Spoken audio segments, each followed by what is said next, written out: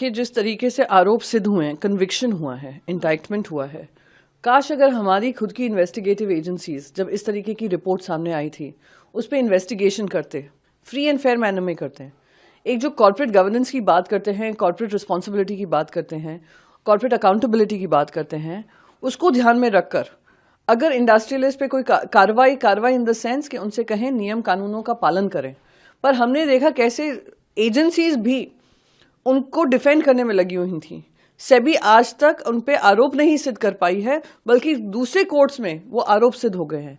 उन पे कहा जा रहा है लाखों करोड़ों उन्होंने खर्च किए हैं ब्यूरोक्रेसी में, गवर्नमेंट ऑफिशियल्स पे कॉन्ट्रैक्ट्स लेने के लिए, सोलर पावर कॉन्ट्रैक्ट्स लिया, और वो उन्होंने इन्वेस्टर्स को, यूएस इन्वेस्टर्स में जो बॉन्ड्स थे जिससे वो पैसा कलेक्ट कर रहे थे, उन्होंने उसको रिवील नहीं किया है।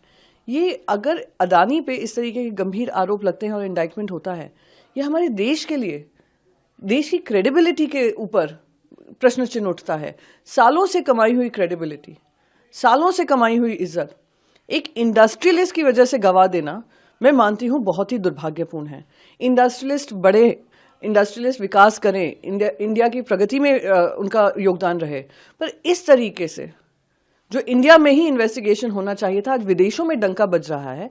ये बेहद ही शर्मनाक है, दुखद है, और मैं उम्मीद करती हूं कि without losing any more time Indian agencies थोड़ा स्पाइन दिखाकर उनको सही कॉर्पोरेट गवर्नेंस के अंतर्गत उनसे अकाउंटेबिलिटी मांगेंगी। और ये कौन से गवर्नमेंट ऑफिशियल्स हैं जिनको ब्राइब दे देकर आज यहां तक पहुंचाया कि उनके पास इतने कॉन्ट्रैक्ट्स हैं कि दुनिया भर के सबसे अमीर आदमी बन चुके हैं। देखिए, बार बार हम लोग ये कहते रहे हैं कि प्रधानमंत्री जी के मित्र गौतम अडानी पूरे दुनिया में भारत का नाम मिट्टी में मिलाने में लगे हुए हैं।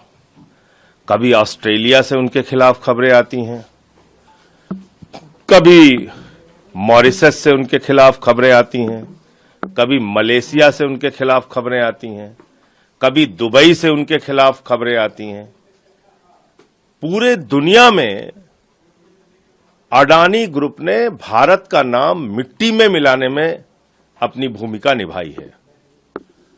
और इसमें मुझे अफसोस के साथ कहना पड़ रहा है कि भारतीय जनता पार्टी और देश की सरकार, आदरणीय नरेंद्र मोदी जी, पूरा देश तो उनके नाम नीलाम कर ही रहे हैं, बाहर भी जाते हैं तो उन्हीं के लिए धंधा दिलाने के बारे में सोचते हैं, उनकी चिंता उसी के बारे में होती है। आप देखिए, प्रधानमंत्री की यात्राएं जहां जहां हुई हैं विदेशों की, उन सारी जगहों पे अडानी को ठेका मिला है।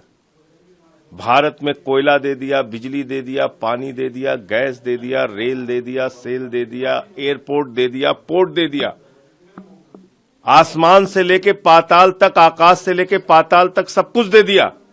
और ये जो मामला आया है सामने, जिसमें वहां की एक कमीशन ने ये पाया है कि लगभग $265 मिलियन की रिश्वत अडानी ने खिलाई है अमेरिका के अंदर कॉन्ट्रैक्ट पाने के लिए, ठेका पाने के लिए। बहुत ही गंभीर मामला है। भारत के प्रधानमंत्री को सामने आकर इसका जवाब देना चाहिए। सेबी का मामला खुलता है अडानी के खिलाफ, प्रधानमंत्री चुप रहते हैं। हिंडनबर्ग का मामला खुलता है, प्रधानमंत्री चुप रहते हैं।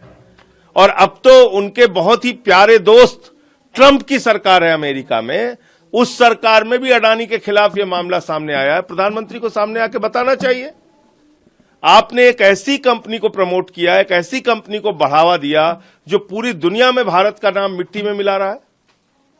तो मैं समझता हूं कि अडानी के खिलाफ जितने भी मामले अब तक के पेंडिंग हैं, सबकी जांच सुप्रीम कोर्ट की मॉनिटरिंग में एक जांच एजेंसी के द्वारा कराई जानी चाहिए। और जो भी भ्रष्टाचार उन्होंने कर रखा है देश के अंदर और देश के बाहर, उसका सच देश के सामने आना चाहिए और उनके खिलाफ कार्रवाई होनी चाहिए। जेपीसी या पार्लियामेंट की भी किसी कमेटी की आप लोग मांग करने वाले हैं? विपक्ष, अब वो हम लोग विपक्ष के लोग जब अभी पार्लियामेंट शुरू हो रहा है उस पर बैठक करके आगे की रणनीति तय करेंगे। लेकिन ये जरूर है कि अब ये साबित हो गया कि प्रधानमंत्री इंडिया के लिए नहीं, अडानी के लिए काम करते हैं, देश में हो या देश के बाहर हो।